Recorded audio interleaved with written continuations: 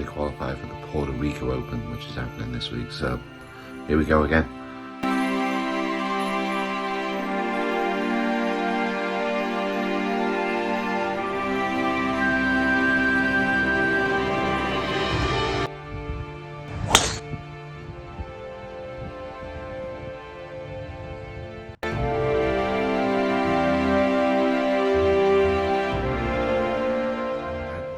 Just have a sip of my coffee there. I need that to get me going. Put that down. It's Monday the 27th of February, so it's 6:45 a.m. Today it's the Monday qualifier for the Puerto Rico Open, which is happening this week. So here we go again. Going to be using the same kit as last week. We are allowed to use rangefinders, so I'll pack that all in the bag, and it's going to be the same stuff as last week. So just about to just get, finish off getting ready here and jump in the car. Weather's looking good. Again, another perfect day in South Florida. So, all right, let's go get it. So I've arrived at Wellington National. Used to be called Binks Forest back in the day. I've actually caddied here before. My friend Liam, who I mentioned last week, tried to qualify. It was actually a Honda pre-qualifier site back in the day, so I have actually been here before. It's quite tight. It's not super tight, but it's tight in places, but not really a problem for these boys. It's a picture perfect day again. Just a blue dome, no wind right now, so again, the scoring's probably going to be low. I imagine it's going to be in the 6 under region again. I really believe in Chris. I've seen a lot of good players. All these guys are good players, but I've seen enough of Chris's game now to know that he is really well capable of doing this. So let's hope we can do it today. We only have to take inspiration from Ryan Gerard last week. We actually played with Ryan Gerard last week in the Monday qualifier. He shot 6 under. He then came back the next morning and, a 5 for 3 playoff and got through, and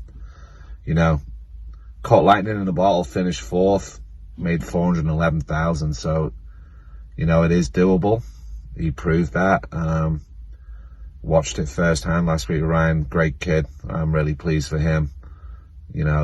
That's how much your pro career can change in a week. He's tipping up on a Monday trying to qualify for the Honda. 1 week later he's finished 4th, won $411,000, and he's going to Puerto Rico this week, and hopefully we can join him. So let's go.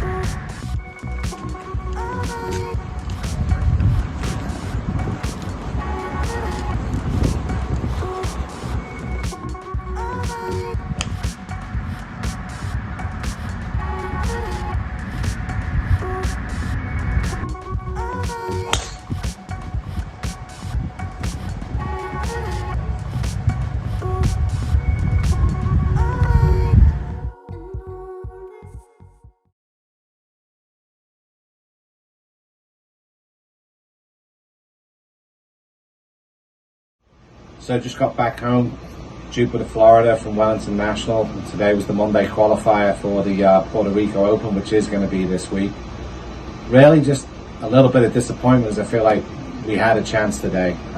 Chris actually told me after the round that he felt like he didn't have his best stuff today. Felt like his swing wasn't quite right. I didn't see that, I've got to be honest.